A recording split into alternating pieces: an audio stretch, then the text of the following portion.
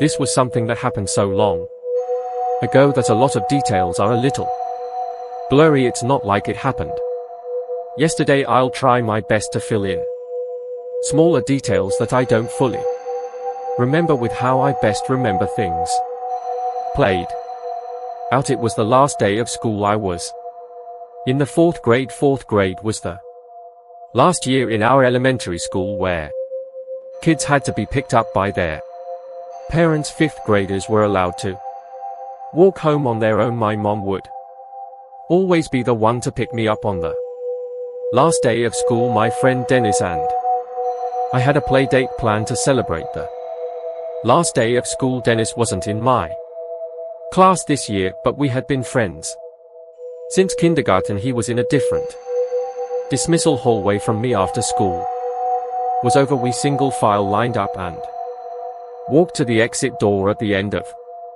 the hall where we waited outside by our teacher, Miss Blue. I waited for Dennis's dad to appear from the crowd of parents fall in and out of the parking lot next to the doors. Then I heard my name, Tommy, Tommy. I look over and see a man waving at me as he approached. He introduced himself as Dennis's uncle and said he was picking me up. I went over to Miss Blue and said, "I'm being picked up."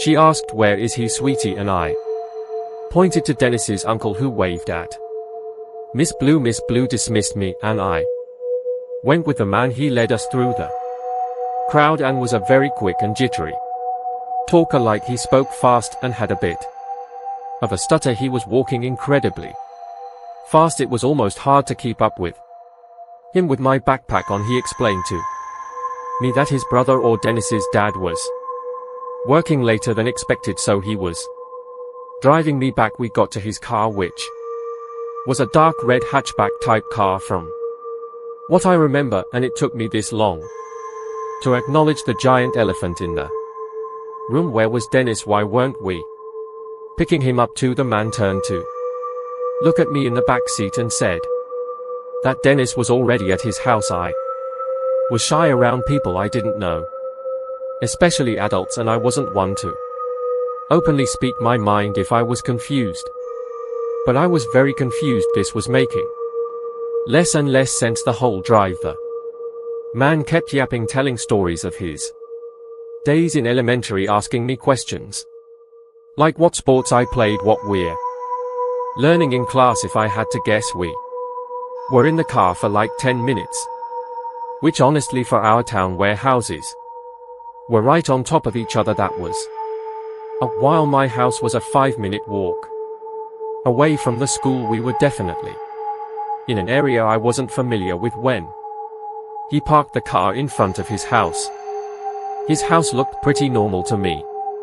From what I remember, he led us inside and shut the door and locked it behind us. It was really, really dark inside the place, and I realized why all the curtains were shut. It almost felt like it was night time in there, especially because the only source of light was a dim lamp in the corner of the room. He then looked at me and smiled. I said, "Where's Dennis?" and he started acting really jittery and nervous seeming. He said something like, "Oh, I think he's downstairs playing video games. Give me a second, wait here." He then disappeared into a nearby room, and I heard a door open and then footsteps descending into a basement. I know my heart was already racing. I knew I was in danger. I went to the door to quietly try to open it, but I couldn't. It had some kind of lock that must have needed a key, for I really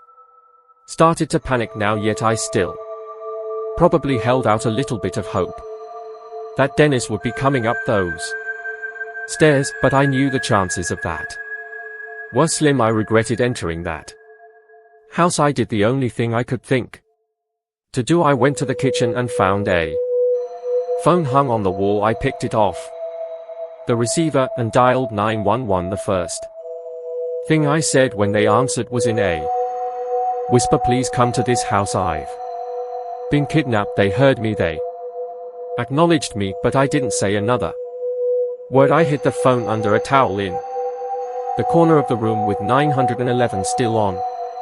The line. I hurried back to where the man left me as I already heard his foot steps coming back upstairs. Then he called my name saying, "Come down, Dennis.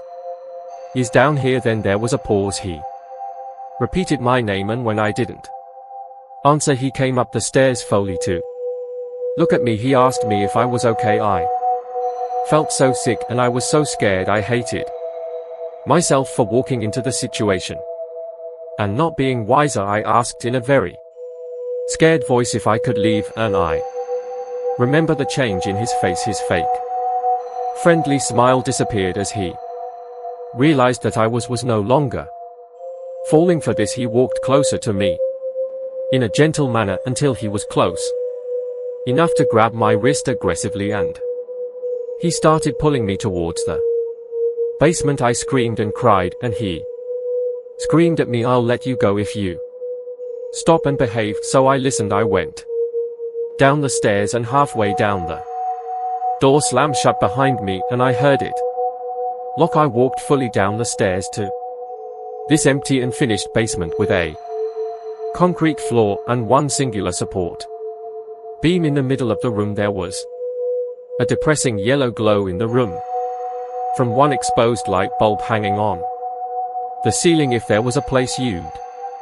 imagine kidnapped children to go, this would be it. I heard his heavy footsteps upstairs. You could hear everything in this house. I don't know what he was doing, but I heard him walking around for a while. Then he came to the basement door, opened it, and he called down asking if I'm hungry. I replied no. I didn't want him going into the kitchen. Seeing the missing phone, he shut the door and locked it again. I sat down there waiting with my heart in my throat, and then I heard the doorbell ringing 3 times from upstairs, followed by banging sounds, which were definitely the sounds of police banging on the door. I would refrain from screaming until I heard the front door open, but I never heard the man's footsteps approach the door. The doorbell kept ringing, and I kept hearing the bangs. This went on for some time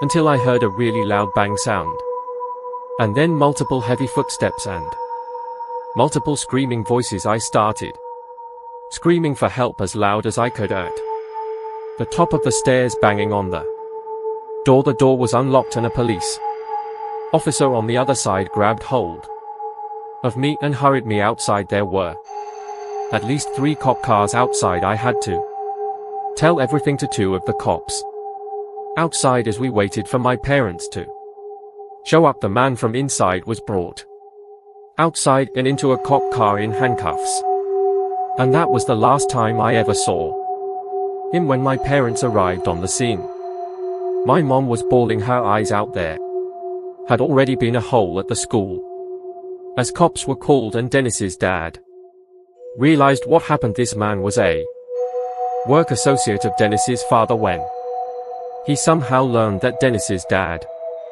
would be picking up Dennis and I from school on the last day, he seized the opportunity to do what he did. A complete sick __. I don't know how he found out what I looked like as I got older. I never really asked for more details because I try not to think about it. My mom went to counseling with me for months after this incident. Let's just say my parents didn't have kind words for Miss, not verifying if I actually knew the person picking me up if I didn't think to call the police before he basically threw me in that basement. I know for a fact I'd be dead right now. This was like 17 years ago. That man might be out of prison for all I music.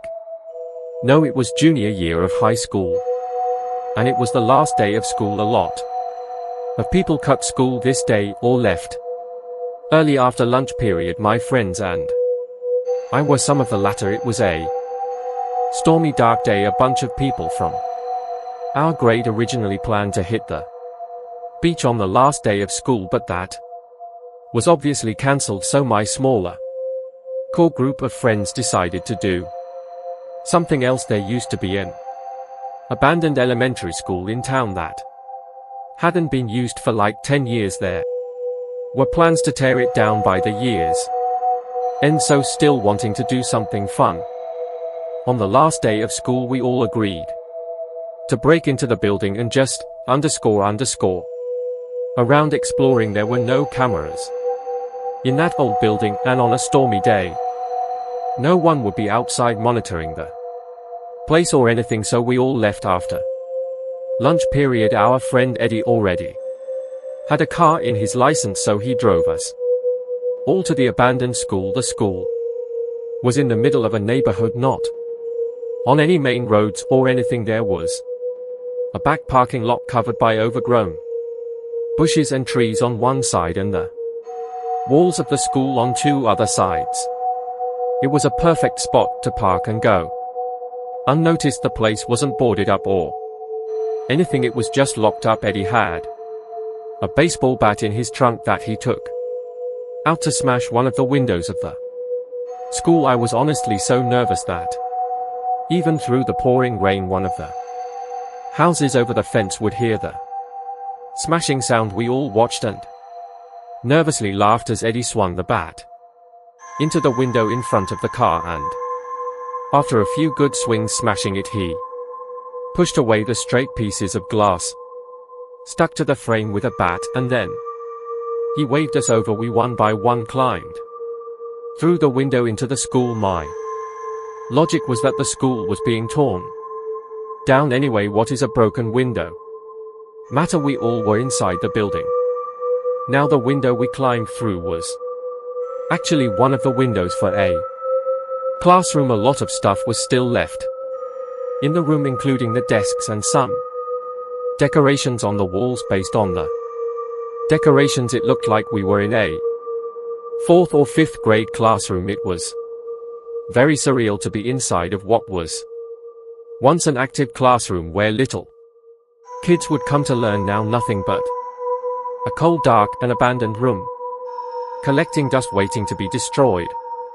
The sounds of thunder and lightning outside also added to the surreal feeling of it all. There were no lights on in the building. Power to the place was likely cut completely. We anticipated this, though the flashlights on our phones were plenty to get around and see. Even without them, it wasn't completely pitch black in there, as even though it was a dark day, some light was still creeping in through the windows and doors. We started traversing the hallways, going from room to room. Each classroom was still full of desks and chairs that hadn't been sat in probably a decade. We all four were in the same classroom when there was a sound that echoed down the hallway and into the classroom. We all went silent and turned off our lights for a moment. After a flash of lightning, we slowly accepted that it was probably nothing, so we continued on. We just went from room to room as our wet shoes all squeaked on the floors.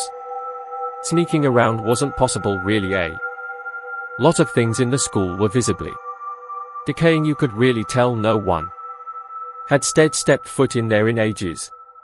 As we neared the corner of the hall, I turned around just to look back down the other way, and at the doorway of one of the classrooms it looked like there was something sticking out from the classroom. I asked my friends to also look. Their lights would maybe help see what it was. When all four of us were pointing our phone flashlights toward the door, whatever that thing we were seeing was retracted into the classroom. All four of us quietly went __ amongst ourselves, and we started running down the intersecting hallway. We stopped when we were far enough away, it seemed. We were in the kindergarten wing now. Then we heard another sound echo from down the hallway. It seemed we weren't alone, but who could be in here was the question. The place was locked up and every light in the building was off. The sound scared us into going into the first classroom we could find and shutting the door. It was indeed a kindergarten classroom. We were now concerned we'd get in trouble So we waited in silence with our flashlights off. The rain was still coming down hard and there was still thunder and lightning, crashing every 20 seconds or so. Suddenly, the door to the classroom clicked open, and someone pushed it as it eerily creaked to a fully open position. We didn't see anyone at the doorway though, and the hallway was almost pitch black. We all tried our best to stay quiet, and then slowly something appeared through the doorway. It was the shape of a head. We all saw it, and when there was another flash of lightning, we saw what it was. It was in fact someone's head looking into the classroom directly at us. I started apologizing for all of us, saying we're leaving. The person at the doorway didn't move. They motionlessly and almost lifelessly just peered around the doorway in the classroom. Eddie asked, "Do you work here?" No response. Eddie had to __ this moment.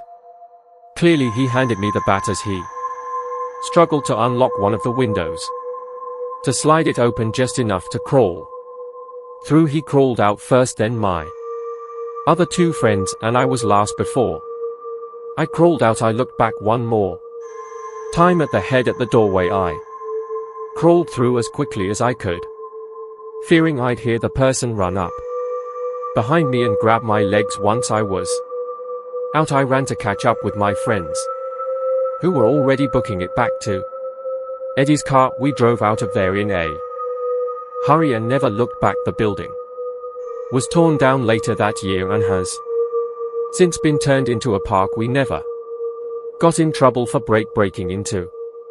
This day, we have no idea if that was some kind of worker or just some random person. Either way, it was extremely creepy behavior on their music part. When I was a freshman in college, I took a chemistry class. It was really difficult for me. The tables were arranged in groups of 4. I sat at a middle table at the left side. All the way to the end next to me was a guy named Zach. He was very awkward. He gave me Reddit moderator vibes to describe his appearance. He was like 5 feet 8 inches. He was a little overweight, and he had a really ugly patchy beard, but he knew his stuff. In chemistry, I think he was just good in school overall. We started to talk in a pretty cordial way when he noticed I sucked in class, and I would ask him for help. He started offering to do my homework for me, and he even let me cheat off him on tests. I never got any kind of flirtatious vibes from Zach, but that might have been because he was just too awkward to flirt in person. He eventually asked for my number so that he could send me homework related stuff. Obviously, I gave it to him. He was helping me out a ton and didn't give off any threatening vibes. He just seemed a little reclusive. Fast forward to the last day of class, and Zach did something completely unexpected. He asked me if I wanted to go on a date with him after class. I had no physical attraction to Zach in the slightest, and our personalities were complete opposites, but he did help me throughout the semester maintain an A, so I had to let him down super politely. I lied and told him I'm going away to Miami for the next couple of weeks and won't be around. He right away responded, "What about when you get back?" I felt like 2 weeks was long enough of a gap in seeing each other where he would probably lose interest, so I said yeah, I could be around or something like that. He responded with a really cringy cool as he nodded his head in response.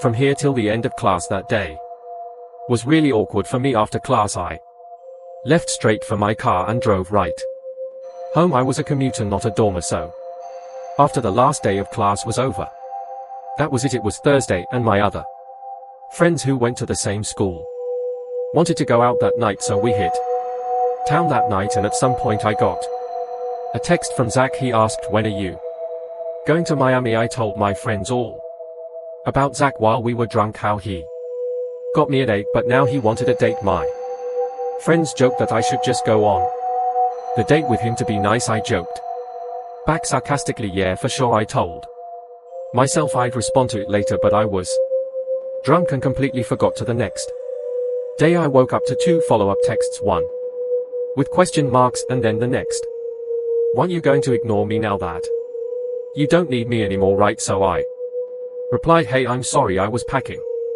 I'm going to Miami today," he replied, almost instantly saying okay. Obviously, there was no Miami trip, but he should have never found that out. Later that night, my girls and I went out again, and while out I got a scary text from Zach saying, "I thought you said you were going to Miami tonight." I almost dropped my drink when I saw this. I showed it to my girls and they were all freaked out just like I was. I replied to Zach, "What do you mean?" And he replied, "Nothing, forget it, I just don't like liars." I genuinely was scared that I was being stalked. I looked around the whole bar, but he wasn't there, at least as far as I knew. So what the hell, I just didn't answer at that point. I never planned on answering him again. It was until late that night, shortly after I got home, like literally taking my shoes off inside, that there were knocks at the door. It had to be like 1 a.m.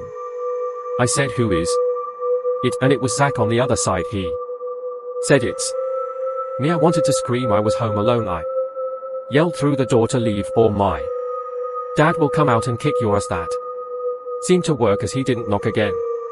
I texted everyone I knew about the situation, my family, all my friends. I was horrified. Some suggested calling the police. I said I would go to the near station tomorrow, but tomorrow didn't even come yet when I received a super long, disgusting, lie, weird and creepy text from guess who. I was appalled when I picked up my phone and read it. This is what it said: "I'm feeling a lot of emotions right now after being used by someone for months and then lied to, and hurt and anger are two of them. I thought from the start of the semester in chemistry class that our chemistry was through the roof, no pun intended. I must say I am hurt that you would make up something as elaborate as a 2 long Miami trip just to avoid going out with me, even after I stuck my neck out for you all semester and risked my own academic standing. I definitely have noticed the way you looked at me sometimes in class, and I can't pretend there wasn't a hint of interest there. All I'm asking for at this point is for one date, that's it. I'm not asking your hand at marriage, though I surely would be quite an ideal husband to have if I do say so myself. I'm going to give you the benefit of the doubt that you needed more time to think over the prospect of going on a date with me. I know how much I have to offer, much more than these losers all over campus. If you want, I can come back to your house and we can talk about it in person. I am only making this offer once. I'm just very crushed to feel like I wasted so much this semester for nothing. In return, yours truly, Zach. I sent this to everyone. I didn't care that it was 3 a.m. I called my dad until he picked up, and I told him how scared I was. After he read the text, he took it upon himself to send Zach a lengthy text of his own, and he attempted to call him like 10 times. But Zach is clearly too much of a coward to pick up that phone call. I also went to the police station the next day with a text saying I wanted to press charges, and one of the people working there said that Zach would be contacted. Zach never picked up any of the calls from the police who were trying to get him to come in for questioning, nor did he answer any of their text messages. Zach completely disappeared. I never heard from him again. Between the police contacting him and my dad's pretty scary texts and voicemails, that basement dwelling creep probably was __ himself. Luckily I never saw him on campus again or anything like that, but I can say I know what it's like to deal with an actual stalker.